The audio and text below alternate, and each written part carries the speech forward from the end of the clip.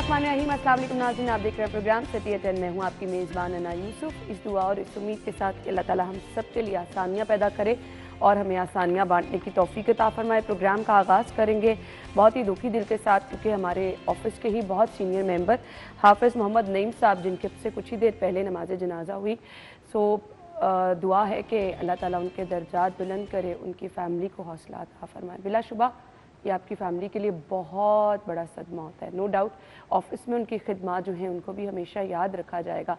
इंतहाई नफीस इंसान थे, अल्लाह ताला उनकी मग़फ़िरत फरमाए।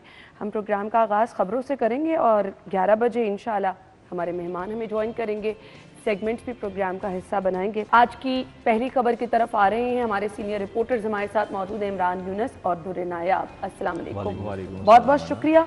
लाहौर पार्किंग कंपनी की पहली खबर है, बचत 9 करोड़ पे है और मेरे कहती बड़ी बात है, इतने पैसे भी बच गए। इमरान यूनुस, देखिए जी, लाहौर का शुरू से ही मसला जो रहा है वो पार्किंग का रहा है, बहुत बड़ा मसला। क्योंकि कहा तो यही जाता है कि ये प्लान शहर है, लेकिन ये प्लान नहीं है। प्लान शहर वो होता है जहाँ पर आप ऑब्वियसली कुछ मार्केट्स किसी बनाते हद तक रहता है ना, जब आबादी इतनी बढ़ गई, ट्रैफिक इतनी बढ़ गई, तो सब चीजें फिर अनप्लान लेकिन खुद ब खुद होना जब शुरू भी हो जाता है। शहर बढ़ रहा होता है ना, तो जब आप कोई भी चीज़ अप्रूव करते हैं ना, साथ आप देखते हैं कि इसके साथ वो एरिया दे जहाँ पर पार्किंग जो है वो लाजमी हो, चाहे वो आप ग्राउंड फ्लोर पे दे दें या बेसमेंट में दे दें या प्लाजे के बाहर जगह जो है वो छोड़ें।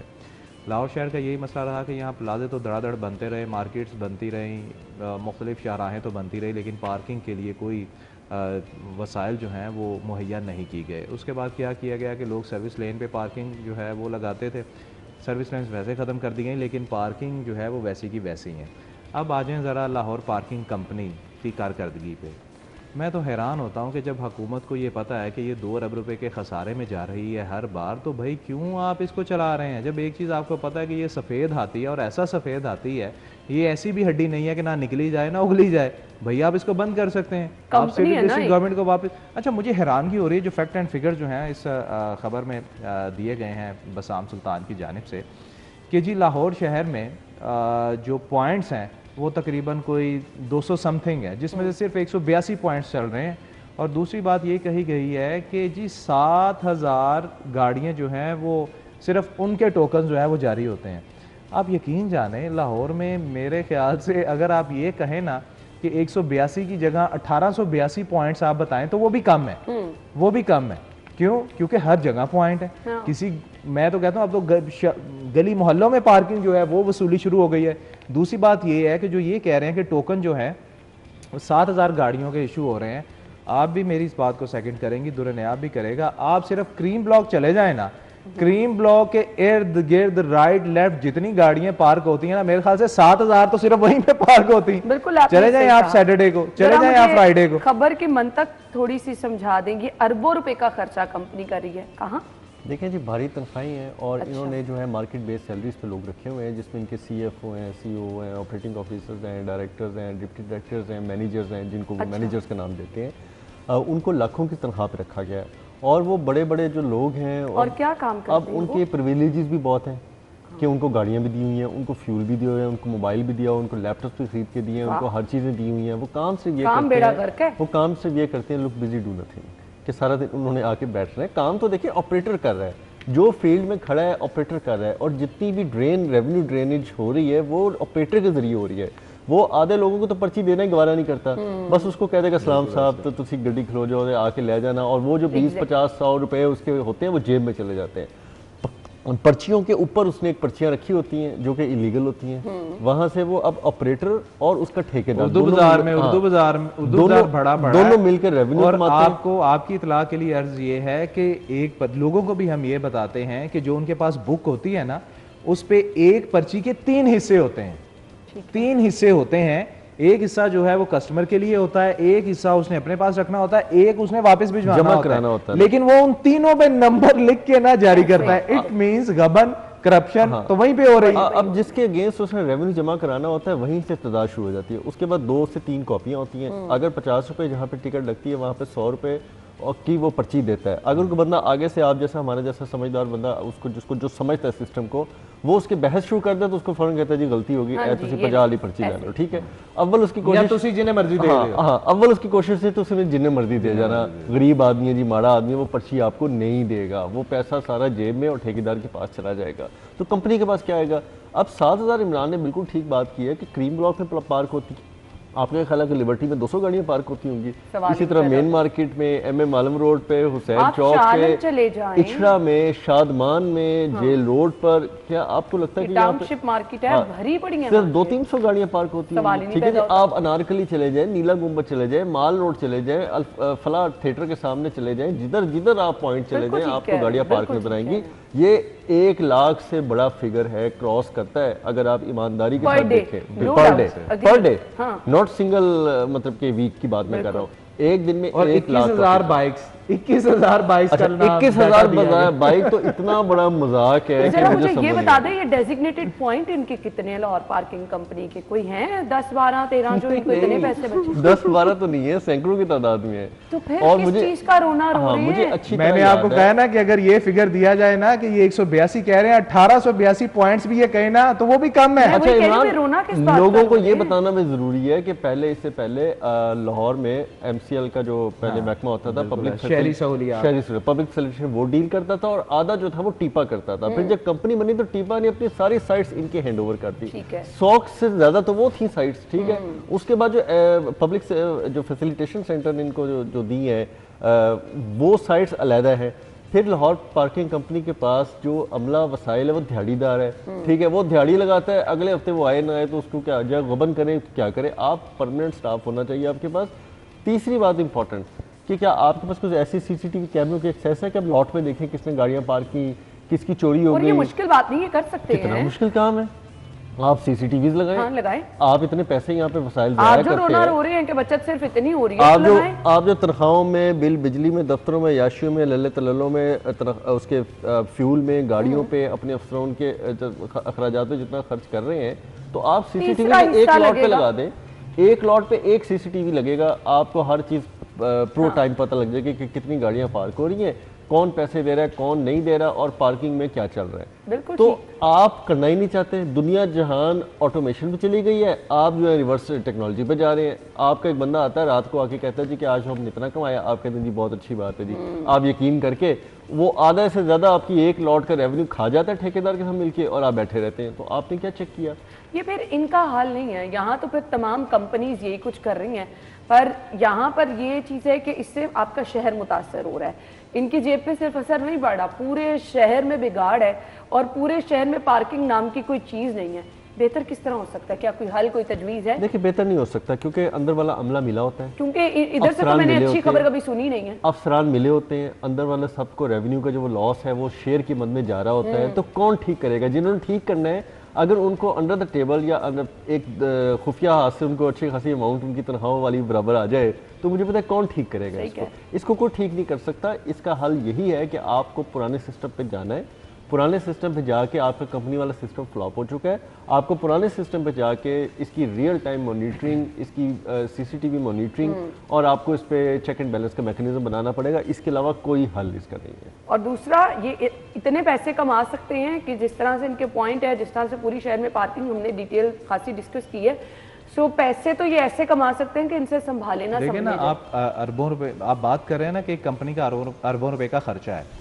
देखें अरबों रुपए का खर्चा कैसे होता है। जब भी कोई कंपनी बनती है ना, पहले वो देखते हैं कि ये इनकम कितनी जनरेट करेगी, ठीक है, प्लान होता है पूरा, प्लान होता है पूरा ना, कि फर्ज करें कि ये जी 3 करोड़ रुपया कमाएगी, 3 अरब रुपया कमाएगी, ठीक है जी, 1 अरब रुपया जो है वो इसके एक्सपेंडिचर्स पे निकल जाएगा, बाकी 2 अरब जो है वो हुकूमती खजाने में आ जाएंगे। चलें जी ठीक है, हम कंपनी बना देते हैं। अब आप यही देखें कि ये जो कह रहे हैं ना कि कंपनी को अरबों रुपए का नुकसान हो रहा है, ठीक है, अरबों रुपए का खर्चा इस पर हो रहा है, इट मीन्स कि अरबों रुपए का जो खर्चा हो रहा है तो उसमें बचत उसके अलावा रखी गई थी ना, लेकिन उसकी बजाय इन्हें सिर्फ 9 करोड़ रुपया मिल रहा है।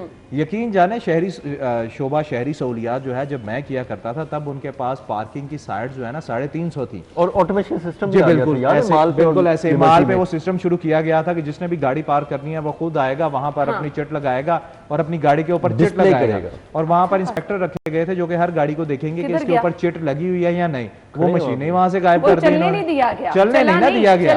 और आप यकीन जाने अभी भी मैं तो जब भी आप बाहर निकलते हैं ना, यकीन जाने जो भी बंदा आपको पर्ची देता है, अगर आप उससे बहस करेंगे ना और उसे कहेंगे कि तुम्हें डर खौफ नहीं हो, कहता भाई हम हिस्सा देते हैं, वो अल्लाह ऐलान कहते हैं। हमने कई बार ऐसे प्रोग्राम किया है, हिडन कैमरास के साथ हमने फुटेजेस बनाई हुई है, ऑन कैमरा हमने उनसे बात की हुई है, वो कहते भाई कर लो, हम इंस्पेक्टर को पैसे देते हैं। इंस्पेक्टर कौन सा? लाहौर पार्किंग कंपनी के वो इंस्पेक्टर जिन्होंने साइट पे विजिट करना होता है, देखना होता है कि पर्चियां सही हो रही हैं, ओवर चार्जिंग तो नहीं हो रही। लाहौर में तो हर जगह आप यकीन जाने अगर 30 रुपए मुकर्रर है, लाहौर में कहीं पर अगर 30 रुपए की पर्ची मिल जाए ना, आप इतना शुक्र अदा करते हैं कि अच्छा, यार ऐसा भी हो रहा है। आप किस किस को रोएंगे? शहबाज शरीफ जब वज़ीर आला थे, उन्होंने पार्कों में फीस खत्म की थी, पार्किंग की, उन्होंने अस्पतालों में की थी। अब वहां दोबारा स्टार्ट हो गई है। अस्पतालों में तो मतलब आपको ब्लैकमेल करते हैं। आप सिर्फ आप चले जाएं, रेस कोर्स को भी छोड़ें, वो तो थोड़ा सा रह गया। आप चले जाएं आज़ादी चौक पे, आप चले जाएं मीनार पाकिस्तान वाले पार्क में, आप जाके वहां पे हालत देखें, किस किस्म के बदमाश और मुश्तंडे किस्म के उन्होंने बंदे खड़े किए हैं, और वो फैमिलीज के साथ बदतमीजी करते हैं। और PH वाले अफसरान जो है, उनके जो पार्क के डायरेक्टर्स हैं, वो बाकायदा उनसे हिस्से वसूल करते हैं, और उसके बाद वो चौड़े होकर आपसे पैसे लेते हैं। वो कहते हैं जी जाएं, जिसको मर्जी बताना है। और ये जो आप लोगों के साथ करते हैं ना, ठीक है, एक तो आपने उनसे नाजायज़ पार्किंग ले ली, आपने 100 की बजाय 200 ले ली, 50 की बजाय 100 ले ली, वो तो चले करते हैं। जो वहाँ पे आए हुए लोगों की फैमिलीज़ के साथ करते हैं, जो बदतमीजियाँ करते हैं, और वहाँ पे तमाशे होते हैं, हाइपर होते हैं, आगे लाहौरिया भी फिर तगड़े हैं, वो भी कोई ना कोई गले पड़ जाता है फिर, और फिर लॉ एंड ऑर्डर की सिचुएशन बन जाती है। तो इसमें इवन के इनको सरबराहान को देखना चाहिए, DC साहब को देखना चाहिए, DGPH को देखना चाहिए, जिनके मातहत ये चल रहे हैं सारे भत्ते के कारोबार। तो इनको ये सोचना चाहिए कि हम इस शहर के साथ क्या कर रहे हैं। खुला भत्ता ले रहे हैं और लोगों सिर्फ एक रूट ना देखे ना, ये सारे कि जाती उम्रा की तरफ क्या आपने फैसिलिटी देनी है, वहां ना देखे ना सारे। फिलहाल फोकस तो सिर्फ वही है, आवाम के साथ जो। मैं 2 दिन पहले खबर पढ़ रहा था कि हमारे CCPO साहब गए, उन्होंने जाके पूरी ट्रैफिक पुलिस वहाँ पे मुअत्तल कर दी, क्योंकि वो मौजूद नहीं थी। लेकिन वो पूरे शहर में भी तो देखे ना, कहाँ ट्रैफिक पुलिस मौजूद नहीं है, ट्रैफिक वार्डन तो खड़े होते कहीं आपको देने के, शहर की खैर है बस। लेकिन चूंकि वहां नहीं थी ना अड्डा प्लॉट जाती उम्रा पे, तो वो सारे मुअत्तल। तो अगर आपके अफसरान का फोकस यहीं पे हल होगा, तो फिर मुझे बताएं कौन कहाँ काम करेगा। बिल्कुल आपने सही कहा। ब्रेक का कहा जा रहा है, ब्रेक लेते हैं, ब्रेक के बाद ज्वाइन करेंगे स्टे विद अस।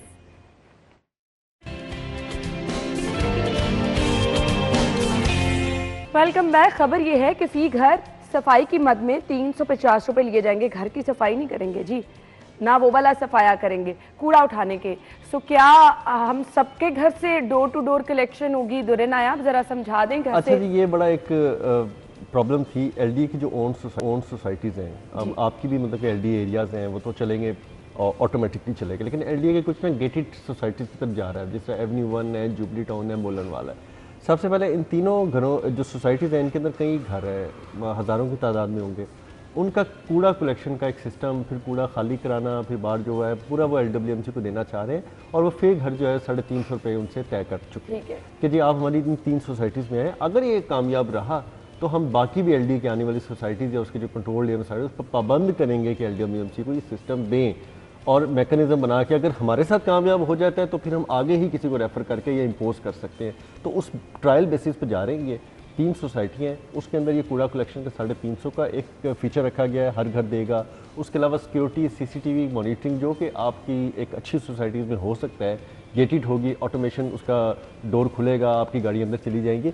उस सारे सिस्टम पे ये तकरीबन 1000-1200 रुपये फ़ी घर लेंगे, और फिर सारी जिम्मेदारी जो है वो इन तीनों सोसाइटियों में LDA की अपनी होगी, जिसमें सिक्योरिटी, पानी, आपकी सफाई सुथराई, ग्रीन बेल्टों की मेंटेनेंस, कूड़ा उठाने से लेकर कूड़ा डिस्पोज ऑफ तक करवाने की जिम्मेदारी फिर वो इस तरह करेंगे। तो अगर ये कामयाब हो जाता है, मैं समझता हूँ बहुत देर कर दी उन्होंने। 2002 में LDA एवेन्यू 1 बना था, 2002 से लेकर आज तक इनके पास मैकेनिज्म ही नहीं था। हमने तो उसके पार्कों में हमेशा भैंसें चढ़ते देखी हैं, और उसके अलावा वहाँ पे सारा जो है वो अजीब काम देखा है, चोरियाँ डकैतियाँ होते देखी हैं।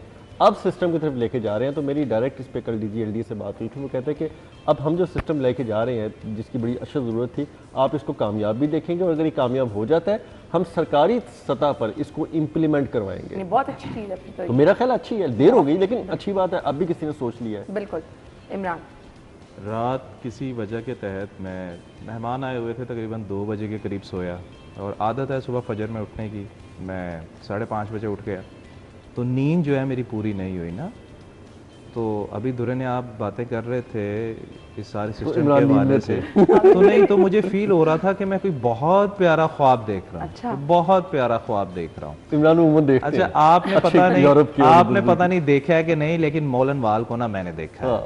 अच्छा, ये जो दुरे ने आप प्लान बता रहे हैं ना LDA का, यकीन जाने अगर ये चीजें हो जाती हैं बहुत बहुत अच्छी चीज बन जाएगी। देखें, आप DHA को देख लें, आप बैरिया को देख लें, आप मालटाउन सोसाइटी को देख लें, ये 3 सोसाइटी आपकी शहर की ऐसी हैं जो दुरे ने आप प्लानिंग बता रहे हैं ना LDA की, उन तीनों सोसाइटीज में जो मैनेजमेंट्स हैं ना वो यही काम करती हैं और वो society state of the art है। ठीक है, अब सिर्फ मौलनवाल को मैं ले जाता हूं कि ये 3 सोसाइटीज को जो है स्टेट ऑफ द आर्ट करने जा रहे हैं, जिसमें मौलनवाल है, जुबली है और एवेन्यू 1 है, साथ जुड़ी हुई तीनों। इन तीनों सोसाइटियों को अभी भी आप देखें ना, मैं सिर्फ मौलनवाल को लेता हूं क्योंकि मैं मौलनवाल, मेरा एक प्लॉट था और मैं इसलिए वहाँ पर मेरा बहुत आना जाना था और वो मैंने खैर सेल कर दिया उसकी हालत को देखते। मौलनवाल आप चले जाएं, आपको टूटी सड़कें मिलेंगी, गर्दो गुबार मिलेगी, वहाँ पर आपको ट्रांसमिशन लाइनें जो है वो ठीक नहीं है, मौलनवाल में गैस नहीं है, सीवरेज का सिस्टम, ठीक है, सीवरेज सिस्टम नहीं है, कुछ भी नहीं है। अब मुझे ये बताएं कि ऐसी जगह पर जहाँ पर सहूलियात गवर्नमेंट ने और हुकूमती इदारों ने प्रोवाइड ही नहीं किए, वहाँ पर जब आप किसी के घर जाके डोर नॉक करेंगे और आप ये कहेंगे कि जी 350 रुपया महीना हो गया हमने आपका कूड़ा उठाया है, 350 रुपया दे दें, तो अंदर से कोई ईंट या पत्थर ही आएगा आपके सर में। ठीक है ना, तो ये चीज़ें बड़ी अच्छी। जुबली टाउन की बात कर लें, जुबली टाउन जो है, नाम तो बड़ा प्यारा कि जुबली टाउन है, लेकिन उसकी भी हालत जो है ना वो मुझसे ज़्यादा दुरे ने आप ज़्यादा जानते हैं कि जो उस सोसाइटी को होना चाहिए था अभी तक वो वैसी नहीं बन सकी। दूसरा, आप ये बात करें कि LWMC के हवाले से बात करें, मुझे ये बताएं कि आप चलो ठीक है आप state of the art in societies को बनाने जा रहे हैं, और भाई पहले आप शहर को तो ठीक कर लो, पहले जो शहर के हिस्से हैं उनको तो ठीक कर लो, शहर के जो अहम इलाके हैं वहाँ तो आप ठीक कर लो। अभी भी आपके स्टाफ जो है वो 2-2, 3-3 दिन आता नहीं है, इकबाल टाउन नहीं आता, समनाबाद नहीं आता, अंदरून नहीं आता, आप क्या करने जा रहे हैं? ठीक है, जोहर टाउन से फाइन एवेन्यू जो प्लान देखें भाई, ये देखें, यकीन करें रात को 2 बजे भी गुजरू ना तो वो तो होगा ना, वो तो आप होगा, जिस तरह अभी आपने थोड़ी देर पहले बताया सड़कें वॉश हो रही होती है। मैं हैरान, LWMC अपनी हैवी मशीन लगा के ये पाइन एवेन्यू जाती उम्र अड्डा प्लॉट ड्राइविंग तक सड़कें वॉश कर रहा होता है। घर वहाँ ले लेते, यही कर सकते हैं। मैं तो आजकल मैं आपको बता रहा हूँ कि मैं मुझे इकबाल टाउन में 10 साल हो गए, 11 साल हो गए रहते हुए। तो भी सड़कें वॉश होते देखिए 11 सालों में मैंने वहाँ सड़कें और दरख्त वॉश होते हुए नहीं देखे। जब मरियम साहिबा वज़ीर आला साहिबा जो है वो वहां पर आई हैं पंजाब यूनिवर्सिटी में, दरख्त धुल रहे थे, वो दरख्त धोने का क्या मकसद कंपोनेंट है इमरान, आपको याद होगा ये LWMC का कंपोनेंट है वॉशिंग का है, के दौर में होती रही यार। अगर ऐसे ही शहर, और यकीन जाने अगले 3 दिन तक, वो एक दिन करने से अगले 3 तक वो पंजाब यूनिवर्सिटी इतनी खूबसूरत नजर आई, इतनी खूबसूरत नजर आई, और उसके बाद वो दोबारा अगर पूरा शहर ऐसे साफ कर दें तो क्या जाता है, क्या दुआ करें हाथ उठा के CM साहिबा पूरे शहर में बारी बारी विजिट करें। नहीं, मैं तो दुआ करता हूँ अल्लाह ताला हमारे वुज़रा को, सीनियर वजीर को, हमारी वजीर आला को शहर के डिफरेंट एरियाज में घर बनाने की तौफीक अता करे ताकि सबकी सुनी जाए। उनकी इकबाल टाउन में भी रिहाइश का हो, उनकी मॉडल टाउन में तो ऑलरेडी है, उसके बाद उनकी जौहर टाउन में हो, सब्जाजार में हो, ताजपुरा में हो। वहाँ की तो रोड ही नहीं बनने पे आ रही, शायद इसी तरह से बन जाए, CM साहिबा ने गुजरना हो किसी दिन तो रोड बन जाए। ब्रेक के बाद आएंगे हमारे साथ।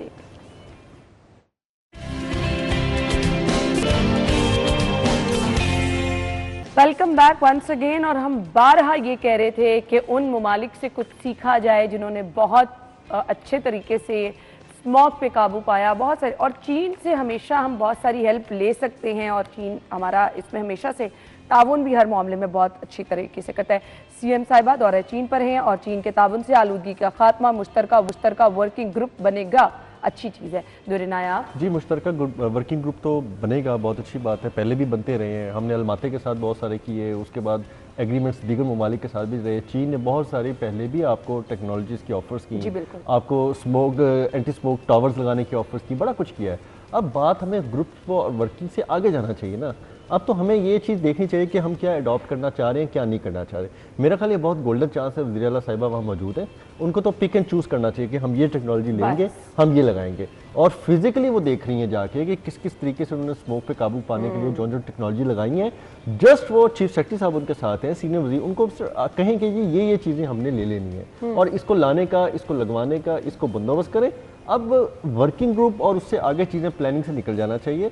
वो एक कामयाब मिशन है, उन्होंने स्मोक पे और बाकी भी तमाम वबाई बीमारियों पे जो है वो काबू पाया है। अब उनसे हमें चीजें अडॉप्ट करनी चाहिए। कैंसर के हवाले से जो नई टेक्नोलॉजी वो जिस पर बातचीत कल हुई, हमें जस्ट अडॉप्ट करना चाहिए। हम हमारे पास इतना टाइम नहीं है, हम बहुत ही डिप्राइव नेशन हो चुके हैं, हमारे पास मसाइल बढ़ गए हैं, वसाइल थोड़े रह गए हैं, मसाइल ज़्यादा हो गए हैं। तो हमें अब सिर्फ जस्ट अडॉप्ट करना चाहिए और उनसे रिक्वेस्ट करनी चाहिए कि हमें ईज़ करें, हमारे लिए मेहरबानी करें, हमारे पास आएँ और हमें ये चीज़ें ऑपरेट करके ऑपरेशन करके दे जाएं।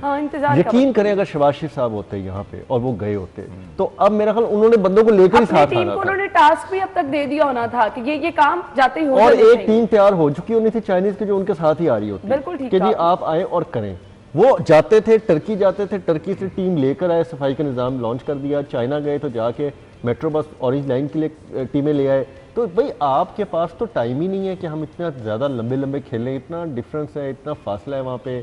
आपके ग्रुप्स जाएंगे, वहाँ से स्टडी करके आएंगे, फिर जाके अप्रूवल्स होंगी, फिर वो जाएंगे, फिर चीज़ें तय होंगी, फिर आप अपनी कैबिनेट कमेटी मीटिंग्स करेंगे, फिर काबीना फैसले करेगी कहाँ पैसे कौन से लगाने या नहीं लगाने। में महीनों गुजर जाते हैं। मेरा ख्याल है कि अगली स्मोक तक शायद हम अगर इस सिचुएशन तक चले गए तो अगली स्मोक तक हम कुछ कर पाएँ।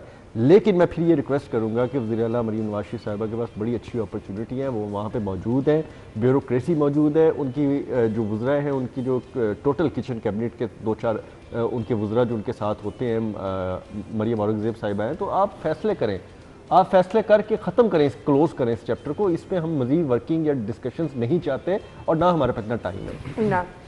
देखिए अगर वो हेल्थ के हवाले से गई हैं तो हमें देखना होगा कि कितने डॉक्टर्स उनके साथ गए हैं, कितने हेल्थ के एडवाइज़र उनके साथ। इंपॉर्टेंट पॉइंट है ये। अगर वो बिज़नेस के हवाले से गई हैं तो हमें ये देखना होगा कि कितनी बिज़नेस कम्युनिटी को वो साथ लेकर गई हैं। बिल्कुल बात दुरुस्त। अगर आप सीनियर वज़ीर को साथ लेकर गई हैं तो फिर आकर सीनियर वज़ीर को जो है वो प्रेस कॉन्फ्रेंस करनी चाहिए और बताना चाहिए कि उनका दौरा कैसा रहा, हम इस तरफ जा रहे हैं, ये टेक्नोलॉजी मुतारिफ करवा रहे हैं, ये स्ट्रेटजिक प्लानिंग जो है वो हम कर आए हैं, ये हमारी पार्टनरशिप जो है वो होगी। खुदा न खास्ता ये ना हो कि वो ये कहें कि जी वज़ीर आला साहबा, जैसे स्मोक में उन्होंने बयान दिया था कि वज़ीर आला साहबा अगर यहाँ होती तो क्या वो स्मोक खा जाती। वो तो बस वो तो बयान देती। देखिए चीन के साथ हमारे ताल्लुकात बहुत पुराने हैं और यही वजह है कि जो पार्टनरशिप हमारी चल रही है चीन के साथ बिज़नेस के हवाले से और बाकी चीज़ों के हवाले से, आधे पाकिस्तान में तो मेरे ख्याल से चाइनीज़ बसना शुरू हो गए हैं, उनकी सोसाइटियाँ बनी हुई हैं, उनकी कॉलोनियाँ बनी हुई हैं। दुनिया आप ज़्यादा इस चीज़ को बेहतर जानते हैं। आपका हर मेगा प्रोजेक्ट जो है वो उसमें चीनी इंजीनियर जो है वो मौजूद हैं, ठीक है, वो कई सालों तक यहाँ पर काम कर रहे हैं, सीख सकते हैं। बिल्कुल। और दुर्नियाब ने जिस तरह बात कही कि भाई अब आप बात ये करेंगे कि जी हम मुश्तरका वर्किंग ग्रुप बनाएंगे, जो हमारी स्ट्रेटजिक पार्टनरशिप है उसको हम मज़ीद मुस्तहकम करेंगे। और भाई इसको नहीं, आपने बताना है कि यार मैं एक बात यहाँ पर ये करना चाहूँगा कि देखिए मैं बात ये नहीं करता कि मरियम साहिबा को, मैं कहता हूँ कोई भी वज़ीर आला हो वो जब किसी और मुल्क में जाएगा ना वो इसलिए जाएगा ना कि उनकी हेल्प चाहिए हो, पार्टनरशिप करनी है या बेहतर करनी है, तो वो यहाँ के असल मसाइल लेके जाएगा कि जी हमारे यहाँ पर स्मोक का मसला है, इसके हल के लिए हमें इसका तदारुक पेश करें, ठीक है, उसमें मदद करें, या हमारे यहाँ पर टेक्नोलॉजी का मसला है, बिजली का मसला है, हेल्थ का है, एजुकेशन का भी है, वो भी डालना है इसमें। एजुकेशन का भी मसला है कि हम जी हमारे सरकारी स्कूल जो है वो बतदरीज नीचे से नीचे चले जा रहे हैं, हम अपने एजुकेशनल सिस्टम को कैसे बेहतर कर सकते हैं, इसमें आके हमारा ताउन करें। फिर आप जो है फिर हमें पता चलेगा कि वाकई यार ये तरक्की हो रही है हमारे सूबे में, हमारे शहर में, हमारे मुल्क में। जब आए तो हमें फौरी तौर पर ये चीजें इम्प्लीमेंट होती भी नजर आए, अगर हम बेहतरी देखना चाह रहे हैं आने वाले सालों में, खासतौर पर स्मोक के हवाले से। ब्रेक के बाद आपको ज्वाइन करेंगे हमारे साथ लिए।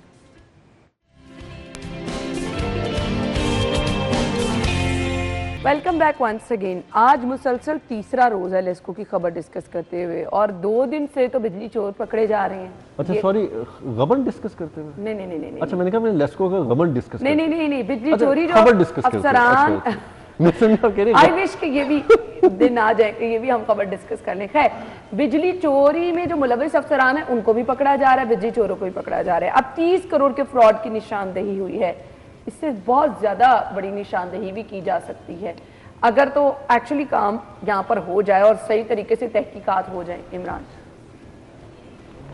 मुझे समझ नहीं लग रही कि इस खबर को कहाँ से शुरू करें और कहाँ लेकर चलें। देखिए चलिए अच्छी बात है कि जी आप कुछ तो आपको पता चला कि जी डिपार्टमेंट में क्या हो रहा है। वैसे पता तो सब है, लेकिन मैं हैरान हूँ कि ये चीज़ बाहर कैसे आ गई। ये मान कैसे गए हैं कि हमारा डिपार्टमेंट जो है वो ऐसे कर रहा है। अच्छा, ये बड़ा सिस्टमेटिकली चीज़ों के साथ खेलते आपको हैं। पता है कल इनकी क्लास करा रहे हैं जितने अफसरान, वो उनको एक ना वो मोटिवेशनल क्लास टाइप दे रहे हैं। मौलाना तारिक मीर साहब आ रहे होंगे यकीनन। नहीं, उनको बताएं कि ज़हन साजी करने लगे हैं जो अफसरान पकड़े गए ना शाह साहब को कराते हुए, उनकी ज़हन साजी कासिम अली शाह साहब को भेज दें, वो इनको ज़्यादा बेहतर जो है वो गाइड कर सकते हैं। अच्छा, बात इस तरह है, मैं बात ये कर रहा था कि ये बड़ा सिस्टमेटिकली खेलते हैं, इनकी करप्शन के भी बड़े बड़े तरीके हैं। कैसे, वो मैं आपको बताता हूँ। जब पता है कि जी एनर्जी क्राइसिस हमारे तो है, यहाँ पे डैम्स नहीं है, बिजली जो है उसकी खपत बहुत ज़्यादा है, बिजली बन नहीं रही, ठीक है, लोड शेडिंग बहुत ज़्यादा हो रही है, ट्रांसफार्मर जल रहे हैं, बिजली चोरी हो रही है, बिल बहुत ज़्यादा आ रहे हैं। तो फिर क्या हुआ कि जी चलें, क्योंकि 11 महीने तो पाकिस्तान में धूप रहती है, तो चलें जी हम 11 क्या 11.5 महीने रहती है, तो चलें जी सोलर पे मुंतकिल। लोगों ने खुद सोचा कि हम सोलर पे चले जाते हैं, गवर्नमेंट ने भी नहीं सोचे, लोगों ने खुद सोचा कि हम सोलर पे चले जाते हैं। अच्छा, लोगों ने सोलर पैनल लगा लिए, तो तब लेस्को ने ये देखा कि जी अब तो इनको बिल ही नहीं जा रहे, अब तो बिल बहुत कम हो गए हैं। अच्छा, फिर इन्होंने क्या किया कि जी वो जो बिजली ये खरीदते थे उन लोगों से जिन्होंने सोलर लगाया, उसको इन्होंने ब्रेक लगा दी कि जी हम नहीं खरीदेंगे। फिर इन्होंने क्या कहा, इन्होंने कहा जी कि वो हमारे ना मीटर ख़त्म हो गए, मीटर ख़त्म हो गया, हम मीटर नहीं देंगे, पाबंदी लगा दी है कि जी अब सोलर नहीं लगेगा। अच्छा, मीटर फिर भी लग रहे थे, मीटर फिर भी लग रहे थे। इस चीज़ का मैं चश्मदीद गवाह हूँ कि मेरे एक दोस्त ने कहा कि जी मैंने मीटर, वो ग्रीन मीटर जो है ना वो नहीं मिल रहे, तो वो लेस्को वाले जो हैं वो कह रहे हैं, मैंने कहा वाकई ऐसा है कि नहीं मिल रहे। उन्होंने कहा जी हमारे पास मीटर है ही नहीं है, तो हम कहाँ से लगाएं, तो वो रोक दिया। हफ्ते बाद मिला, कहता भाईजान मैंने लगवा लिया। मैंने कहा कैसे लगवाया, कहता बाबा जी है मेरे पास, हाँ बाबा जी दिखाएं तो सब हो जाता है। मतलब मैं बड़ा शर्मिंदा हुआ, मैंने कहा मेरा इतना करीबी दोस्त है और मैं मीडिया में रह के इसका काम नहीं करवा सका, और इसने जाके बाबा दिखाया और बाबा जी दे के तो उसने काम करवा लिया।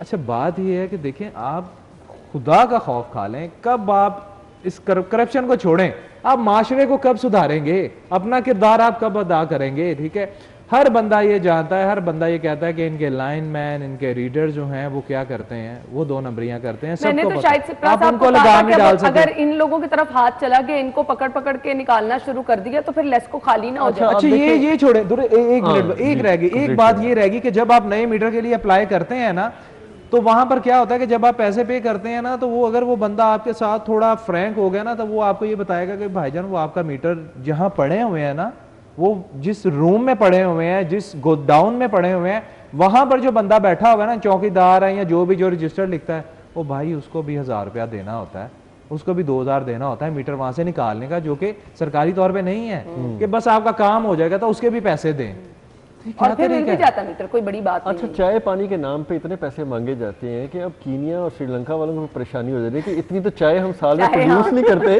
जितने पाकिस्तानी चाय पानी के नाम पे खर्चे कर पा रहे थे। तो उनको देखना चाहिए कि कौन सी चाय पानी है।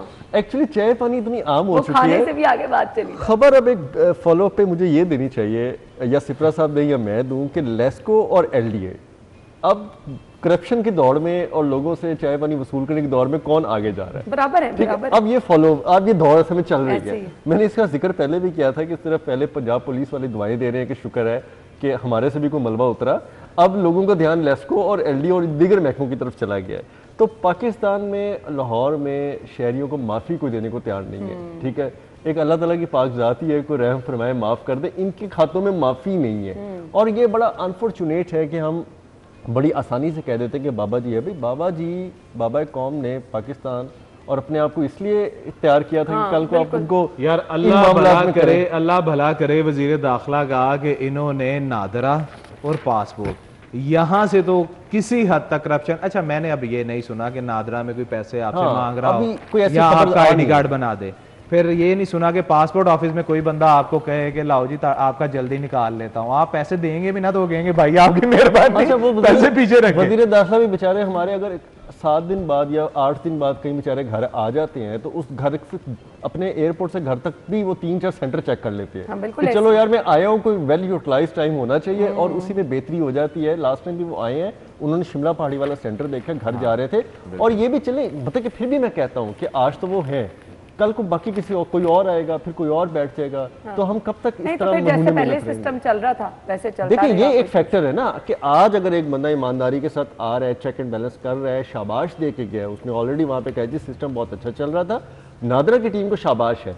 लेकिन आखिर कब तक वो चला जाएगा, कोई और आ जाएगा और हम लोग फिर उसी तरह दिहाड़ियों पे चाय पानी के नाम पर जो है वो पत्तियां वसूल करेंगे, तो कब तक ये अब ये जो 30 करोड़ का फ्रॉड है ये किस मद में है? बिजली चोरी में भी होगा, अब मतलब लोगों के पैसे इसी तरह से आपने मीटर्स की मद में वसूल किए होंगे ज्यादा। जब आप बिजली चोरी करवाएंगे, लाइन लॉसेस का आप रोना रोएंगे, तो फिर आप क्या कहेंगे कि आप लमसम किसी को, किसी भी फैक्ट्री वाले को लमसम बिल जो है वो आप डालेंगे और उसके बाद जब वो अपना मीटर ठीक करवाने आएगा तो आप उससे 5 लाख रुपया लेके उसका बिल जो है वो 28 से 14 लाख करेंगे। क्यों? क्योंकि वो तो लमसम बिल आपने उसको डाला। ये भी बड़ा फैक्टर है कि आपने अगर फेवर देनी है ना किसी भी बड़े बंदे को जिसके साथ आपकी दिहाड़ी तय हो गई है, आप उसका क्या करेंगे? उसके मीटर को डिफेक्ट क्लियर कर देंगे, उसके बाद उसको लमसम एवरेज बिल, ये बड़ा रोल है डिफेक्टिव मीटर। अच्छा, उसमें पैसे कमा लेंगे, ठीक है। रिवर्स मीटरिंग पहले होती थी, अब थोड़ा काबू पाया डिजिटल मीटिंग आने के बाद। लेकिन मैं फिर ये कहता हूँ कि मैं 2011-12 में कराची गया, एक ऑफिशियल टूर था हमारा, हम कराची गए तो हमने वहाँ पे लोगों के घरों में प्रीपेड मीटर लगे देखे, कार्ड वाले, कि आप इतने पैसे डालें और उतने पैसे खत्म। उन्होंने खत्म कर दिया ना सिस्टम ही, किसी का बिल आए ना आए, लाइनमैन आए ये वही है ना कि आप सोसाइटी की तरक्की चाहते नहीं है, माशरे की तरक्की चाहते नहीं है, तो फिर आप ऐसी चीजें क्यों अडॉप्ट करेंगे? हम के इलेक्ट्रिक को बहुत बुरा भला कहते हैं, लेकिन भाई वो 15 साल पहले भी बहुत एडवांस टेक्नोलॉजी में चला गया था, जर्मन टेक्नोलॉजी पे जाके वो प्रीपेड मीटरिंग कर रहा था। हम क्या कर रहे हैं? यानी एक बिजली चोरी रोकने का हल यही है वाहिद, हम प्रीपेड मीटरिंग, यानी कि इनके पेट भरने के लिए मीटरिंग कर रहे हैं कि उसमें सारे पैसे डालते जाएं, बस इनके पेट भरते जाएं, हमारी जेबें खाली होती हैं। बहुत बहुत शुक्रिया आप लोगों के वक्त के लिए। नाज़रीन, ब्रेक होगी, हेडलाइंस होंगी, उसके बाद हम दो शो में दोबारा से हाजिर होंगे, हमारे साथ ही रहिएगा।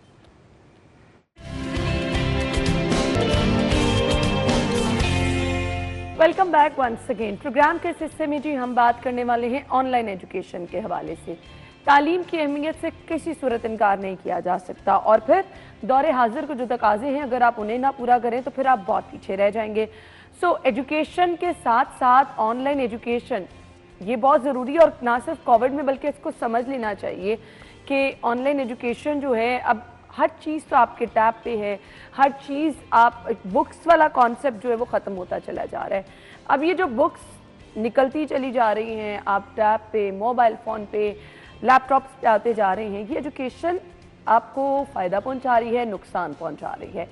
अगर तो नुकसान पहुंचा रही है तो किस तरह से इसको अपने लिए आप फ़ायदेमंद बना सकते हैं, इस पर भी बात करेंगे और मौजूदा एजुकेशन सिस्टम में हम बेहतरी क्या ला सकते हैं, हमारा ये भी आज का टॉपिक होगा। डॉक्टर मोहम्मद इस्लाम माहिर तालीम है, उन्होंने हमें ज्वाइन किया है। अस्सलाम वालेकुम जी। अस्सलाम वालेकुम। थैंक यू सो मच, बहुत बहुत शुक्रिया। सबसे पहले तो बताइएगा ऑनलाइन एजुकेशन को कैसे देखते हैं आप?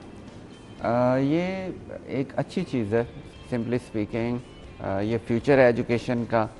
उसकी सबसे बड़ी वजह है कि एजुकेशन के जो एक्सपेंसेस हैं अक्रॉस द वर्ल्ड वो बहुत ज़्यादा बढ़ गए, ख़ासतौर पे हायर एजुकेशन, और उसको मीट करने का एक जो बड़ा शानदार चैनल है वो ऑनलाइन एजुकेशन है। इवन जो दुनिया की बेहतरीन रिप्यूटेड यूनिवर्सिटीज़ हैं उन्होंने अपने बहुत से प्रोग्राम्स ऑनलाइन कर दिए हैं। They are also a source to generate extra resources for the universities, ये भी है।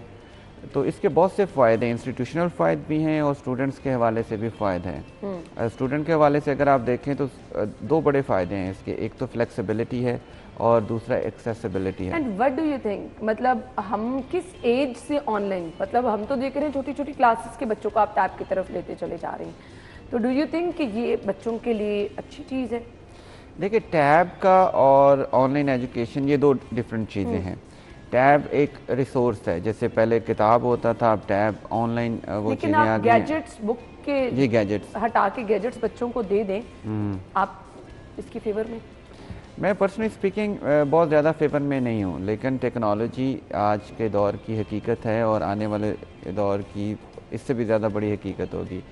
हमें अपने बच्चों को इससे रोशनास भी करवाना है, उन्हें इसका मुनासिब और मोतदिल इस्तेमाल भी सिखाना है, लेकिन हम उन्हें कम्प्लीटली शिफ्ट कर दें गैजेट्स पे, ये बिल्कुल मुनासिब नहीं है। एक इतदाल रखना होगा और इसमें अदारों का रोल तो है ही बिल्कुल, स्कूल्स, कॉलेजेस, टीचर्स का, पेरेंट्स का रोल भी बहुत इम्पॉर्टेंट है कि वो अपने बच्चों। डू यू थिंक कि कोई डिफरेंस है, एक क्लासरूम का माहौल बने 15, 20, 30, 40 बच्चे बैठे हैं और इसके साथ आप ऑनलाइन क्लास बच्चे को दे रहे हैं। तो ऑनलाइन क्लास में बच्चा मोबाइल फ़ोन सामने रख के बैठा है, लैपटॉप, आईपैड हर कोई अफोर्ड नहीं कर सकता। अभी ये रिसेंटली स्मॉग की वजह से छुट्टियाँ आई, तो घरों में यही प्रैक्टिस थी कि एक रूम में एक बच्चा या तो अपना लैपटॉप या फिर मोबाइल फ़ोन आसानी से हर किसी के पास है, वो लेके बैठा है। तो क्या वो क्लासरूम वाला इन्वायरमेंट और टीचर जो बात कर रही है उसके अंदर उतना वजन रहता है जब आप मोबाइल फ़ोन की स्क्रीन पर देख रहे हैं? Well, there is no clear answer to this, frankly speaking. एक साइड पे अगर आप देखें तो ऑनलाइन क्लास बिल्कुल भी फ़िज़िकल क्लास का मुतबादल नहीं हो सकती, क्योंकि टीचर स्टूडेंट का इंटरेक्शन, वो जो वाइब्स एक्सचेंज होती हैं, उसमें बच्चा जो एक्स्ट्रा एकेडमिक स्किल्स सीखता है टीचर से, उसके इंटरेक्शन से, उसके बात करने के अंदाज से, क्लास के फॉरन उसमें सिटिंग, फिर आपका उस तरह से ध्यान, घर बैठ के वो चीज़ें तो नहीं हो सकती। एग्जैक्टली। क्लास के फ़ौरन बाद आपने देखा होगा कई बच्चे जो ज़्यादा एक्साइटेड होते हैं लर्निंग के वाले से, वो टीचर को फॉलो करते हैं, रास्ते में बात करते हैं, उसके कमरे तक पहुँच। तो ये वो सारे बेनिफिट्स हैं फ़िज़िकल ऑन कैंपस क्लासरूम्स के जो आप ऑनलाइन में आपको नहीं मिलेंगे। ठीक है। लेकिन ऑनलाइन के अपने थोड़े एडवांटेजेस हैं। जिस तरह की पेसी लाइफस्टाइल हो गया है, बच्चे घर बैठ के अपनी पेस पे सीख सकते हैं। क्लास में उन्हें दूसरों की पेस पे, टीचर की पेस पे, फिर क्लास में पीयर प्रेशर होता है बहुत ज़्यादा, दूसरों की एक्सपेक्टेशंस को मीट करना। क्लासरूम में इसके अलावा और बहुत से एक्सटर्नल फैक्टर्स होते हैं, कुछ मिस ना हो जाए वाला खौफ। तो आप ये देखें कि ऑनलाइन एजुकेशन में रिकॉर्डेड सोर्सेज हों या डायरेक्ट सोर्सेज भी हैं, यू कैन ऑलवेज रीटेक, आप रीप्ले कर सकते हैं, बच्चा अपनी पेस पे सीख सकता है। और ये एक बहुत बड़ा फ़ायदा है ऑनलाइन एजुकेशन का। फ्यूचर में ये फ़ायदा और भी प्रोमिनेंट होगा कि और फिर आप बार बार सीख सकते हैं। टीचर का एक लेक्चर एक दफ़ा हो गया, आप दोबारा टीचर से नहीं कह सकते कि वही रिपीट करें। लेकिन ऑनलाइन एजुकेशन में, ऑनलाइन रिसोर्सेज में you can always replay things. तो ये आप अगर देखें, इसका साइकोलॉजिकल इम्पैक्ट भी है। बच्चों पे जो प्रेशर होता है ना, पीयर प्रेशर और एक्सपेक्टेशंस का, उससे वो स्ट्रेस का शिकार भी हमने देखे हैं। बीइंग अ टीचर मैंने देखा बहुत से बच्चे स्ट्रेस का शिकार होते हैं, क्लास में समझ नहीं आ रही। घर में पुरस्कून माहौल में बैठ के रीटेक की फैसिलिटी के साथ जब ऐसा बच्चा सीखता है तो उस पर वो जो स्ट्रेस लेवल है ना, उसका वो कम होता है, ये स्लाइटली इज़ मोर कंफर्टेबल। तो ये कुछ एडवांटेज हैं ऑनलाइन एजुकेशन के। अच्छा, अब बड़े स्कूल्स में मैं एक चीज़ नोटिस कर रही हूँ, हमारा टाइम था ना तो पूरी बुक्स पढ़ने का रिवाज था, बड़े सिलेक्टिव कोर्स की तरफ चले गए हैं, कोर्स आउटलाइंस बन गई हैं, आपको वो जर्नल्स देना शुरू कर दिया बुक से हट के, बस आपकी कोर्स की ये आउटलाइन है। सो वो जो पूरी बुक पढ़ने वाला रिवाज है वो भी ख़त्म हो रहा है। अगेन इसके फ़ायदे भी हैं, नुकसानात भी हैं, क्योंकि एकेडमिक ग्रूमिंग के लिए बच्चों को किताब पढ़ना, मुकम्मल पढ़ना, एक अच्छी ट्रेनिंग होती है। सारी किताब पढ़ना देखें लाजमी नहीं कि बच्चा उससे हर एक लफ्ज़ सीख जाए और हर सीखे हुए लफ्ज़ का उसकी ज़िंदगी पे भी असर हो, लेकिन ये एक अच्छा तजर्बा होता है, उसको एक प्रोसेस को मुकम्मल करने की ट्रेनिंग होती है। साइमल्टेनियसली जो एक्स्ट्रा जर्नल्स हैं, जैसे आपने फरमाया, और चीज़ें टीचर्स ने इंट्रोड्यूस करना शुरू कर दी हैं इंस्टीट्यूशन ने, इससे बच्चे की ओवरऑल पर्सनैलिटी ग्रूमिंग में बड़ा, उसकी जो लाइफ की आउटलुक है, वर्ल्ड व्यू बनता है। यहाँ पर हम देख रहे हैं 6th-7th क्लास के बच्चे हैं, उर्दू बेसिक लिखना नहीं आती है, मतलब हमने अंग्रेजी पर इतना फोकस करना शुरू कर दिया। आम भी प्राइवेट स्कूलों में आप देख लें, कोई वो ध्यान ही नहीं कि आप इमला करा रही हैं बच्चों को। स्टार्ट से जिस तरह वो जोड़ तोड़ सिखाए जाते थे, फिर साउंड सिखाए जाते थे, बिल्कुल वो रिवाज नहीं, उर्दू पे तो कोई फोकस ही नहीं कर रहा ना। बिल्कुल ऐसे ही है। ये एक और प्रॉब्लम है हमारे एजुकेशन सिस्टम का, हमने अंग्रेज़ी पे इतना एम्फसाइज कर दिया है कि हमारी local language, even national language Urdu, वो बहुत सफ़र कर रही है।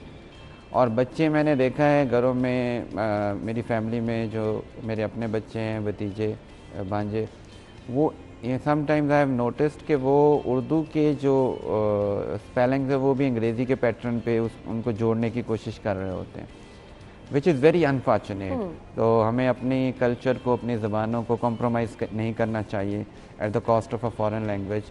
ये माना कि इंग्लिश एक इम्पॉर्टेंट ज़बान है, इंग्लिश लिंग्वा फ्रैंका, आप इग्नोर नहीं कर सकते, लेकिन अपनी ज़बान और कल्चर को आप बिल्कुल कॉम्प्रोमाइज़ नहीं कर सकते, जो कि हो रहा है आजकल के हमारे एजुकेशन सिस्टम में। कुछ सजेशन है एजुकेशन सिस्टम में बेहतरी के लिए जो आप चाहें कि ये ज़रूरी भी है और इनको छोड़ना नहीं चाहिए?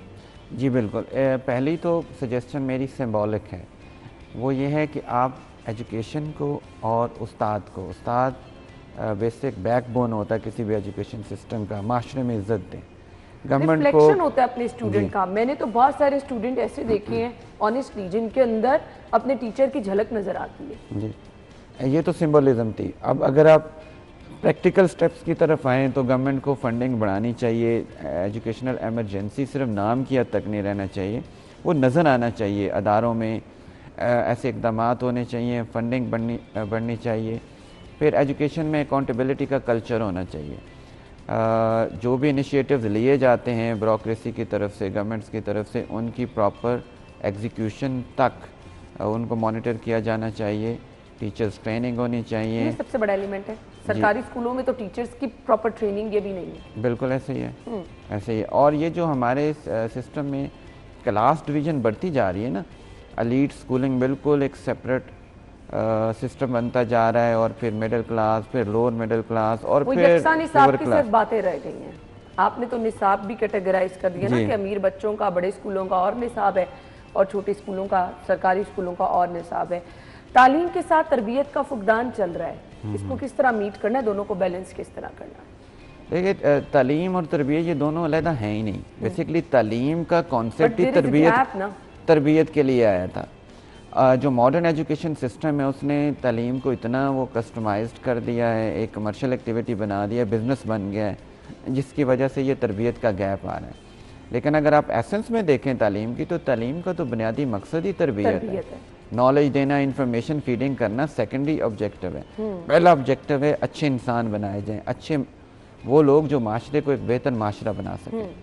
तो मेरा ख्याल है ये जो फुकदान है ये बहुत शदीद होता जा रहा है दिन ब दिन, इसको कम होना चाहिए।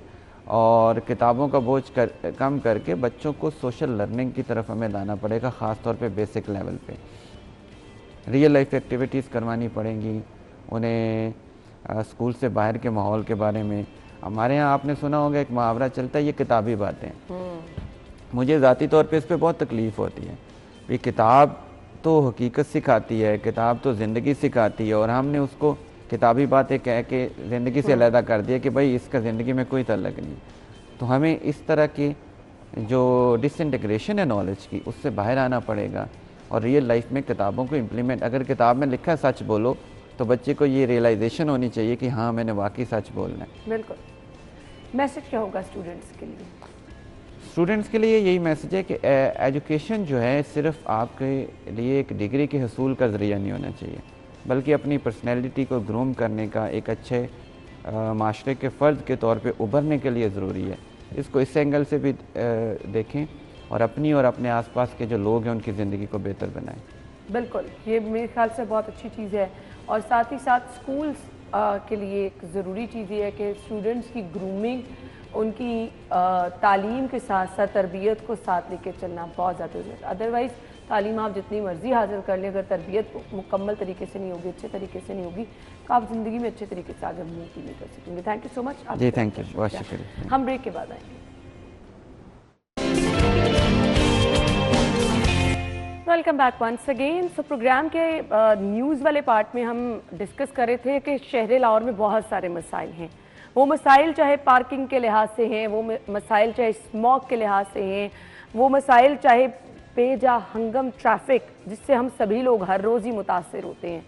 सो ऐसे तमाम मसाइल, इनके लिए दरकार होती है एक प्लानिंग और मास्टर प्लानिंग। जब बड़े शहर बनते हैं तो इसके लिए मास्टर प्लानिंग ज़रूर की जाती है। अनफॉर्चुनेटली शहर लाहौर बढ़ता चला गया, लेकिन उसकी प्लानिंग क्योंकि टाइमली साथ साथ नहीं की गई, सो ये अनप्लान्ड शहर बनता जा रहा है और इतने सारे मसाइल से हम सभी लोग दो चार हैं। तो इसको देखते हुए जो नया शहर आबाद किया जा रहा है, रूडा जो अपनी रिस्पॉन्सिबिलिटी लेकर चल रहा है, तो इसकी मास्टर प्लानिंग क्या है? वो तमाम मसाइल जो आज हम यहाँ पर फेस कर रहे हैं, इन्वायरमेंट से रिलेटेड है, पोल्यूशन से रिलेटेड है, फिर ट्रैफिक की बेहंगम सूरत हाल है। सो रूडा की प्लानिंग और किस तरह से इस नए शहर में इन तमाम मसाइल को स्टार्ट ही से देखा जा रहा है, मास्टर प्लान क्या है। सो प्लानिंग आपकी बड़ी मैटर करती है। अच्छा प्लान होगा तो नतीजा आपके सामने, एक स्ट्रक्चर आपके सामने बहुत अच्छा आएगा।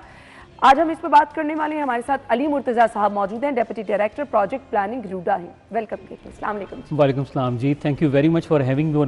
I'm really honored to be a part of this show and it's really great to be here. Thank you so much, आपके वक्त का भी बहुत बहुत शुक्रिया। अभी ये जो शहर लाहौर में मसाइल देख रहे हैं ना, नो डाउट कहीं ना कहीं बहुत बड़ा उसमें फैक्टर प्लानिंग का है। हमारा मास्टर प्लान उस तरह का नहीं था, शहर बनता चला गया, आबाद होता चला गया, लेकिन उस पर प्लानिंग उस तरह से नहीं की गई। सो रूडा जब अपने स्टार्ट में आया तो क्या बेसिकली प्लान क्या है रूडा का? बहुत अच्छा क्वेश्चन पूछा है एंड रियली अप्रिशिएट का आपने ये। ऑल्दो कि अब इस वक्त रूडा की अवेयरनेस लोगों में इतनी आ चुकी है क्योंकि हमारा काम अब बिल्कुल नज़र आना शुरू हो गया साइट पे एग्जीक्यूट होता हुआ, बेशक वो रिवर का काम हो, बेशक वो अर्बन जनरेशन का काम हो, बेशक वो कोई इन्वायरमेंट रिलेटेड हमारी एक्टिविटीज़ हो, फॉरेस्ट हो, वो नज़र आ रहा है। लेकिन मैं, क्योंकि आपने क्वेश्चन बड़ा अच्छा पूछा, मैं आप बताना चाहूँगा कि रूडा के कोर ऑब्जेक्टिव्स हैं क्या and how what is the objective के।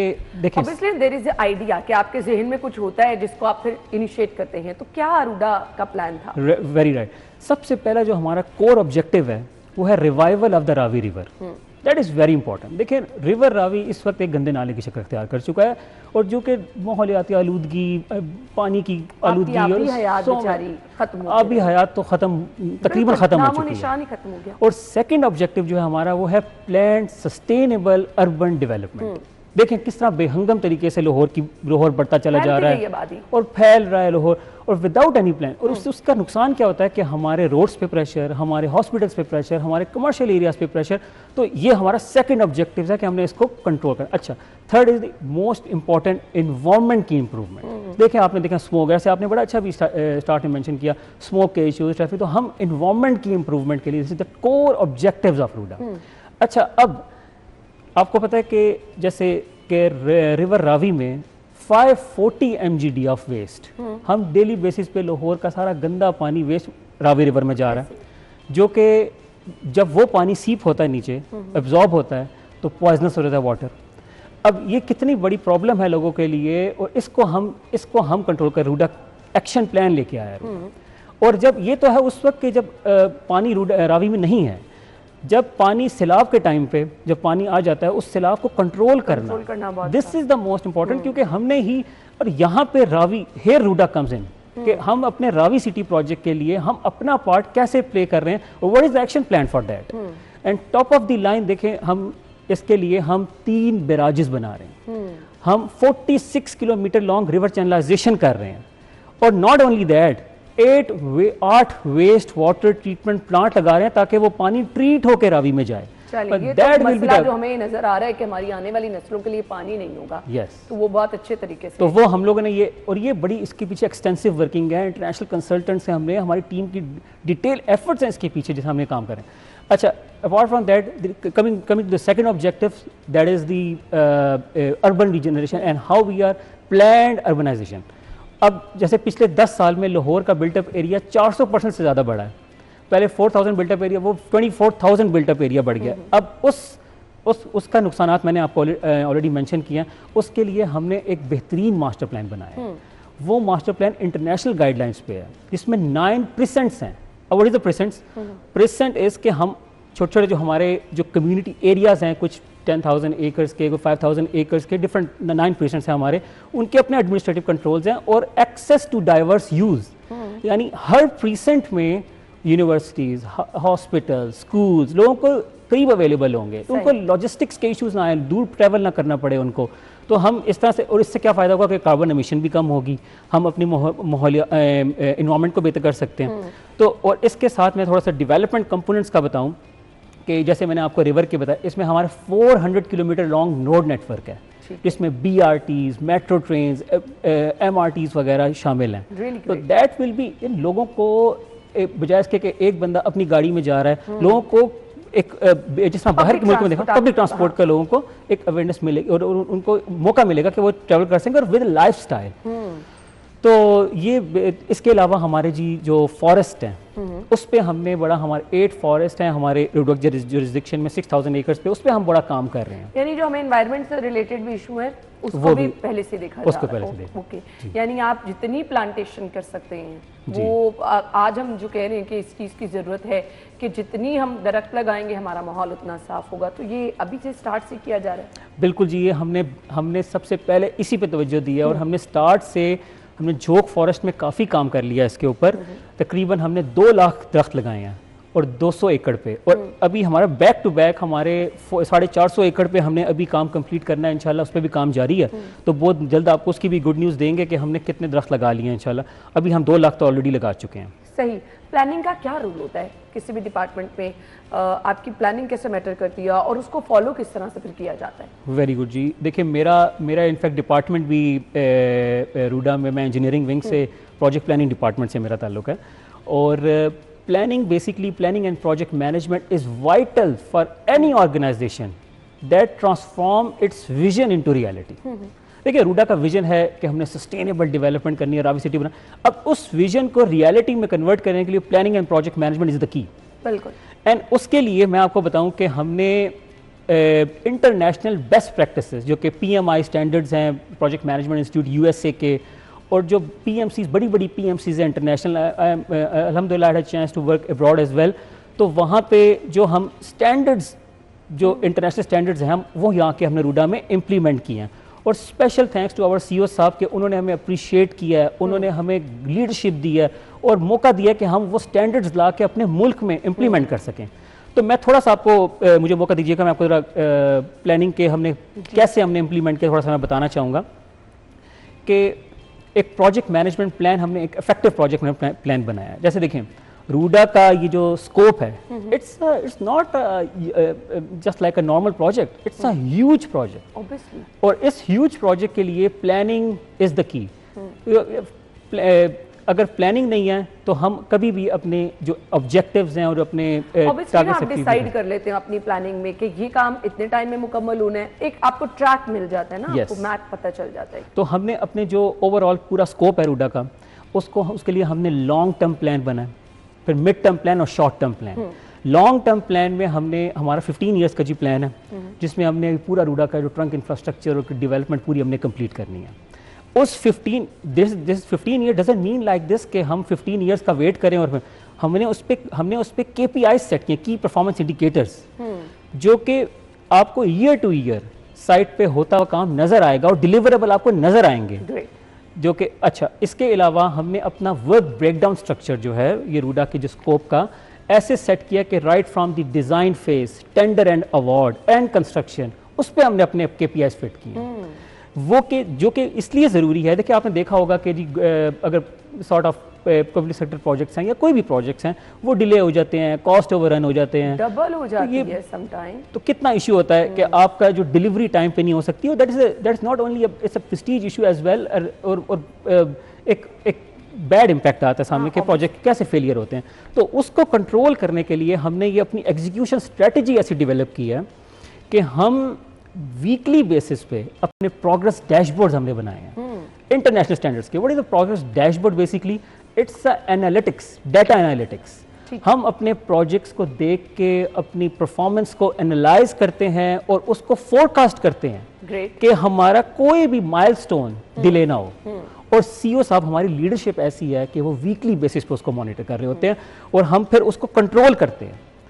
दैट इज़ वेरी इंपॉर्टेंट कि हम कैसे, फॉलोअप बड़ा मैटर करता है ना। आपको पता होता है कि हमने इतना काम कर लिया, अब इसको आपने नेक्स्ट को आपने किस तरह से कंप्लीट करना है। तो फॉलोअप इज द की। अच्छा, इसमें थोड़ा सा कि रूडा ने ये इनिशिएटिव लिया है और हम रियल टाइम प्रोग्रेस मॉनिटरिंग कैसे करें। हम लोग टाइम लैप्स कैमराज हमने अपनी साइट्स पे इंस्टॉल किए हुए हैं, और जैसे ये आपके स्टूडियो में जैसा हमारी प्रोग्रेस वॉल्स बनी हुई हैं, जैसे हम अपने जो हमारा प्रोजेक्ट पोर्टफोलियोज हैं, मैंने आपको स्लाइड्स भी दी थी, शायद वो अगर स्क्रीन पे चल रही हूँ तो बता सकते हैं कि हम लोग कैसे रियल टाइम ट्रैक। और ये डैशबोर्ड्स जो रियल टाइम प्रोग्रेस मॉनिटरिंग है, ये हमारा AI इंटीग्रेटेड है, artificial intelligence integrated and WhatsApp integrated. So even on the WhatsApp we are getting the updates of our project in each and every minute. So that's how we control our projects. I'm really impressed कि किस तरह से जो है आप लोगों का काम चल रहा है। अब मुझे बताइएगा कि अब तक जो माइलस्टोन अचीव कर चुके हैं, मतलब चहारबाग तो हमें पता है कि वो प्रॉपर तौर पर और आपका बड़ा ज़बरदस्त वो प्रोजेक्ट है। सो कहाँ से आपको बड़ा ज़बरदस्त फीडबैक लोगों का मिल रहा है, उस पर भी रोशनी डाल दीजिए। जी बिल्कुल जी, हमें बहुत अच्छा फीडबैक तो मिल रहा है। चहारबाग जैसे आपने जिक्र किया, वो तो हमारा अभी 1-2 महीने तक इंशाल्लाह लोगों को पोजीशन भी मिल जाएगा। चहारबाग 1, चहारबाग इनक्लेव भी हमने लॉन्च कर दिया है, उस पर भी हमारी कंस्ट्रक्शन फुल पेस पे स्टार्टेड है और वो हम इंशाल्लाह 2 साल का हमारा वो प्रोजेक्ट है। जुलाई में हमने लॉन्च किया है। 2026 जुलाई में वो प्रोजेक्ट भी हमारा इंशाल्लाह बेहतर तरीके से कंप्लीट होकर ऑन टाइम डिलीवर हम कर देंगे। नॉट ओनली दैट, हमने एक इनिशिएटिव, एक रिवर के जहाँ तक बात करते हैं कि हमने अपनी पैकेजिंग स्ट्रेटजी बड़ी रोबस्ट किस्म की बनाई है। Packaging strategy, execution strategy is very important. आपने सुना होगा डिफरेंट प्रोग्राम्स में, मैंने देखा हमारे ऑफिशियल्स आते हैं कि कहते हैं कि पैकेज 1 पे इतना काम हो गया, पैकेज 2 पे इतना काम हो गया, package 3। What is this package? This is what is called the planning. कि हमने ये पैकेजिंग स्ट्रेटजी ऑफिस में बैठ के फिक्स की है कि यस, अब 46 किलोमीटर लॉन्ग रिवर फ्रंट है, ये एक दिन में तो नहीं बन जाएगा। तो for that we have make executable packages, क्योंकि हम नंबर ऑफ कॉन्ट्रैक्टर्स को ऑन बोर्ड करके पैरेलल में अपनी एग्जीक्यूशन स्टार्ट कर सकें। तो जो आपने क्वेश्चन पूछा what milestone you have achieved, उसमें हमने रिवर के जो माइलस्टोन्स हैं जहाँ से हमने स्टार्ट किया हुआ है और लाहौर सियालकोट मोटरवे तक हमने अपने टेंडर अवार्ड कर दिया। हमारा प्रोजेक्ट फुल स्विंग में वहाँ पे स्टार्टेड है, हमारी प्रोग्रेस चल रही है on the right side of the river. Apart from on the left side of the river, we also have started package, that is package 2 actually, and 15%, that is more than 15% completed. और next package जो package 5 आ रहा है Lahore Sialkot motorway तक, हम पूरा 10 kilometre का reach right और left इंशाल्लाह अगले 1.5 से 2 साल में कंप्लीट कर लेंगे। और this is huge, actually this is a huge achievement जो हमने अच्छा, अब वो रिवर की एक प्रॉपर शक्ल जो मैं आपकी बातों से अंदाजा कर रही हूँ किस तरह से, कितनी देर में नजर आएगी? क्योंकि ये चीज़ और फिर वो जो साइट अभी पता चली है कि जी आपने बड़ा ज़बरदस्त एक आवाम के लिए भी एक ऐसा पॉइंट बनाना है जो हमने कम से कम कहीं नहीं, शहर लाहौर में तो पहले कभी नहीं देखा। सो वो कब अपनी शक्ल में नज़र आएगा, उसके लिए अब कितनी प्लानिंग मुकम्मल हो चुकी है? जी बिल्कुल। अच्छा, रिवर की जो शक्ल की बात करें, बेसिकली अगर आप अभी हमारी रिसेंट वीडियोस देखें तो शक्ल तो उसकी निकल आई है, ठीक है, लेकिन असल में शक्ल निकलना मेरे ख्याल में आपका मतलब ये है कि जो वहाँ पे लेक फॉर्मेशन, पानी हमें नज़र आ जाए और रिवर फ्रंट सिटी जिस तरह दुबई में है, सिंगापुर में है, रिवर फ्रंट सिटी हमें नज़र आ जाए। यस, उसके लिए हमारा देखिए, मैंने कहा LSM तक तो लाहौर सियालकोट मोटरवे तक तो हमारी चैनलाइजेशन अगले 1.5 से 2 साल में कंप्लीट हो जाएगी। हमने उसके हमारा बैराज वर्क जो है अगले 2 से ढाई साल में बैराज भी हम पैरेलल में स्टार्ट कर रहे हैं, वो भी कंप्लीट हो जाएगा। तो इंशाल्लाह आज से अगले 2.5 से 3 सालों में हम पहली लेक का काम और राइट और लेफ्ट प्रोमिनेट का काम हम कंप्लीट कर लेंगे। 2.5 से 3 सालों का टाइम स्पैन है, huge work, will work day and night इंशाल्लाह, और we will complete that target.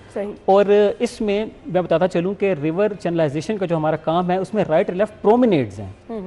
प्रोमिनेट्स में रिक्रिएशनल एक्टिविटीज़ हैं, वाटर स्पोर्ट्स है, लोगों की ईटरीज हैं, लोगों के लिए एक क्योंकि अभी तो कोई एक्टिविटी हमारे पर रिवर नजर आती है, हम लोग जाएंगे वहाँ पे, हम लोग एंजॉय करेंगे, शाम के टाइम बैठ के फैमिलीज एंजॉय कर सकती हैं, कम्युनल लूप्स हैं, लाइफस्टाइल लूप्स हैं। So there will be lot of recreational activities over there and you will be seeing a different Lahore इंशाल्लाह। और हम इसके लिए भी बहुत ज़्यादा अब इंतजार भी करना शुरू कर दिए, जब आपको इतनी ज़बरदस्त चीज़ें, इतनी एक्साइटिंग चीज़ें पता चल रही होती हैं। तो हम आपको गुड लक भी कहना चाहेंगे। मैसेज क्या होगा आपका? जी, मैसेज मेरा देखें ये होगा कि ये जो रूडा का प्रोजेक्ट है ये आने वाली नस्लों का प्रोजेक्ट, गेम चेंजर, और इट्स अ गेम चेंजर। और मैं सबसे आपको ये बात बताऊंगा कि देखें, इस ऑर्गेनाइजेशन में बल्कि काम करके दिल से खुशी होती है कि हम ये शहर बनाने जा रहे हैं, और ये शहर हमारे लिए अब हमें बाहर जाने की जरूरत नहीं पड़ी, हमें अपने मुल्क में बाहर की तरह नजर आएगा। और मैसेज मेरा कट शॉर्ट लोगों के लिए होगा कि हर इंडिविजुअल इस प्रोजेक्ट की सक्सेसफुल एग्जीक्यूशन और कंप्लीशन के लिए अपना रोल प्ले करे, और इंशाल्लाह we will be seeing a different Lahore and हम we will enjoy a lot having this project on board इंशाल्लाह। जी, थैंक यू सो मच, आपके वक्त का बहुत बहुत शुक्रिया। Thank you very much. Thank you नाज़रीन, हम ब्रेक लेंगे, ब्रेक के बाद आपको एक बार फिर से ज्वाइन करेंगे। स्टे विद अस।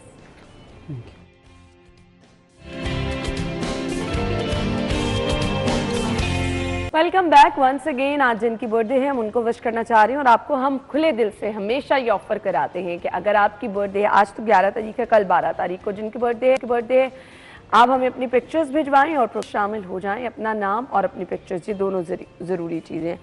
11 दिसंबर को सालगिरह किसकी है? मोहम्मद अरहम, फातिमा, इशाल, मोहसिन अमजद, वजाहत तारड़, मोहम्मद परवेज़ और उस्मान वहीद की सालगिरह है। साजिद, मोहम्मद अवैस शब्बीर, मोहम्मद फैज़ान, अब्दुल कादिर, ईशा सरफराज, और इसके बाद जी अक्सा की सालगिरह है, अक्सा शहबाज, और किस्वा काशिफ की सालगिरह। आप सब लोगों को सालगिरह की बहुत मुबारकबाद। Happy birthday.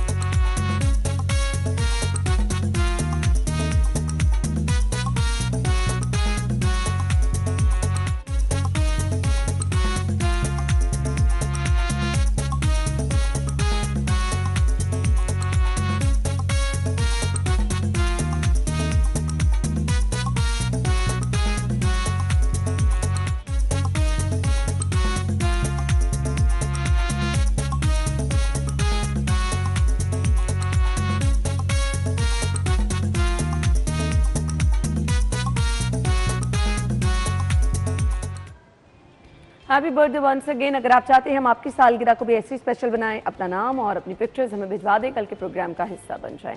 इसके साथ साथ हमने आगे बढ़ना है, अगले सेगमेंट की तरफ चलना है जी। रेट लिस्ट आपके साथ शेयर करते हैं, करेंसी रेट भी आपको बता देते हैं और इसके साथ साथ सब्जी और फलों के रेट क्या चल रहे हैं वो भी हम आपके साथ शेयर कर देते हैं। सो ओपन मार्केट में जो रेट होते हैं वो रोज़ाना आपको इसलिए बता दी जाता है कि अगर आप अपने घर में डिसाइड ये कर रहे हैं कि आज आपने खाने में क्या बनाना है, क्योंकि नाश्ते के बाद डिस्कशन यही हर घर में चल रही होती है कि आज दोपहर के खाने में, रात के खाने में क्या बनना है। तो इसके लिए ऑब्वियसली आपने मार्केट में जाना होता है, सब्जियाँ खरीदनी होती हैं, तो उसके लिए हम आपको एक प्लान दे देते हैं जी। तो देख लेते हैं आज की रेट लिस्ट आज के भाव में।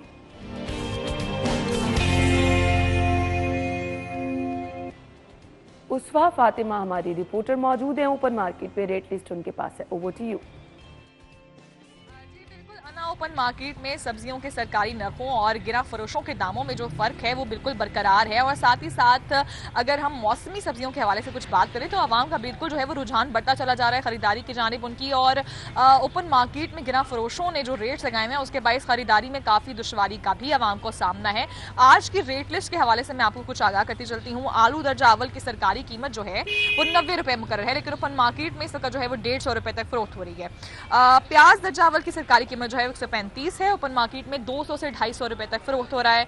टमाटर का सरकारी दाम 100 है, ओपन मार्केट में 150 रुपए तक फरोख्त हो रहा है। अदरक का सरकारी दाम 400 है, ओपन मार्केट में 450 से 500 रुपए तक फरोख्त होता दिखाई दे रहा है। लहसुन का सरकारी दाम 545 है, ओपन मार्केट में 650 रुपए तक भी फरोख्त किया जा रहा है। मटर का सरकारी दाम 160 है, ओपन मार्केट में 240 तक फरोख्त होता दिखाई दे रहा है। इसी तरह से शिमला मिर्च का सरकारी दाम जो है वो 95 है, लेकिन ओपन मार्केट में 140 तक फरोख्त होता दिखाई दे रहा है। बैंगन का सरकारी दाम 45 है, ओपन मार्केट में 60 से 100 रुपए तक फरोख्त होता दिखाई दे रहा है। सब्जी मिर्च का सरकारी दाम 100 है, ओपन मार्केट में 150 से 200 रुपए तक फरोख्त होती दिखाई दे रही है। मुख्तलिफ मार्केट्स में मुख्तलिफ रेट्स हैं, खासतौर पे जो बड़ी मंडियां हैं वहाँ पर आवाम को फिर भी कदरे जो है वो सस्ती सब्जी मिल जाती है, यानी सरकारी दामों के मुताबिक सब्जी मिल जाती है। मगर जो छोटी मार्केट्स बनाई गई हैं खरीदारों की जानिब से जो है वहाँ पर दुश्वारी का सामना बताया जाता है। उनका कहना है कि रेगुलेशन जो है वो दामों की यहाँ पर नहीं करवाई जाती, जिसके बायस खासी मुश्किल रहती है। और ये मुतालबा किया जाता है प्राइस कंट्रोल मजिस्ट्रेट से कि हर वक्त जो है वो एक ये चीज़ का तो कम से कम ख्याल होना चाहिए ताकि सफ़ेद पोश इंसान भी मौसमी फलों से, मौसमी सब्जियों से और हर तरह की सब्जियों से जो है वो महसूस हो सके।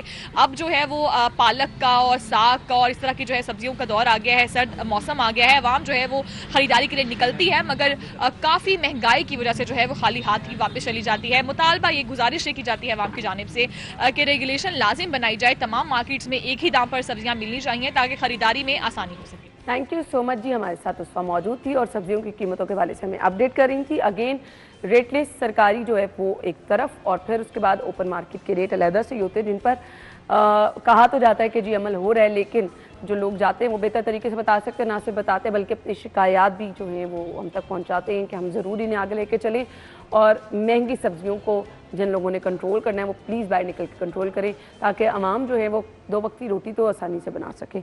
हम ब्रेक के बाद आएंगे स्टे विद अस।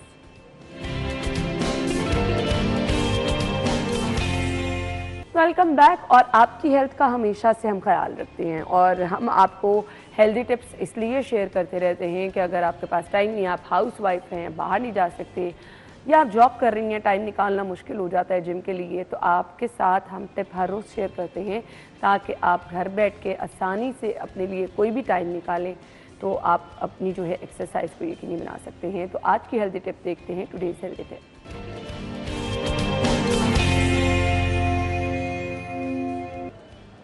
ज़ुहेब हमें ज्वाइन करें। Over to you.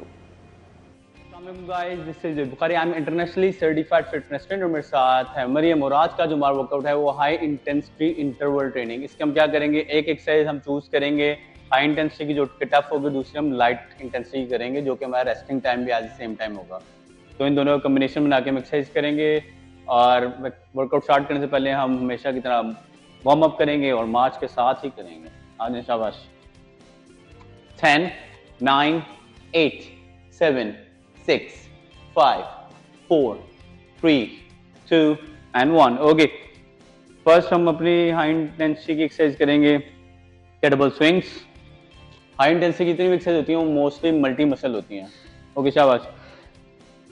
10 रैप्स करेंगे। इसके अंदर इस मल्टी मसल एक्सरसाइज के अंदर आपके क्वाड्रिसेप्स यूज हो रहे हैं, आपके ग्लूट्स, आपके हिप्स यूज हो रहे हैं, आपका लोअर बैक यूज हो रही है, आपका एब्डोमिनल यूज हो रहा है, आपका शोल्डर यूज हो रहा है। आपके आर्म यूज हो रहे हैं। शाबाश। 3 2 and 1 perfect Mariam. Okay, next exercise हम करेंगे लो इंटेंसिटी की, उसमें हम यूज करें डंबल यूज करेंगे और करेंगे बाइसेप कर्ल्स। शाबाश। 10 9 8 7 6 शाबाश। 5 4 3 2 एंड 1 बहुत अच्छे। नेक्स्ट हम हाई इंटेंसिटी पे अगेन जाएंगे, हम करेंगे इसमें सोमो स्क्वाट्स का डबल के साथ, और ये एक्सरसाइज हम डंबल के साथ भी कर सकते हैं। शाबाश। 9 8 7 6 5 4 3 2 एंड 1 बहुत अच्छे। लो इंटेंसिटी एक्सरसाइज की तरफ जाएंगे जो कि है ट्राइसेप ओवरहेड एक्सटेंशन। पहले हमने किया था बाइसेप, नेक्स्ट एक्सरसाइज में डाली है लो इंटेंसिटी की ट्राइसेप ओवरहेड एक्सटेंशन। शाबाश। 10 9 8 7 बहुत अच्छे 6 5 4 3 2 एंड 1 शाबाश। ओके, नेक्स्ट एक्सरसाइज हम करेंगे थ्रस्टर्स। नीचे जाएंगे, केटबल पकड़ेंगे, देन आप पुश करेंगे, थोड़ा सा अपना एंगल चेंज के इस तरफ है, फेस इस तरफ, फेस मेरे तरफ। हाँ ओके, ताकि साइड एंगल भी आपको पता चले आप कितना डीप जा रहे हैं और कितना अप जा रहे हैं। परफेक्ट शाबाश। अब आप मरियम की नीज को देखते हैं, आपके लेग्स को देखते हैं, बिल्कुल परफेक्ट पोजीशन पे हैं। शाबाश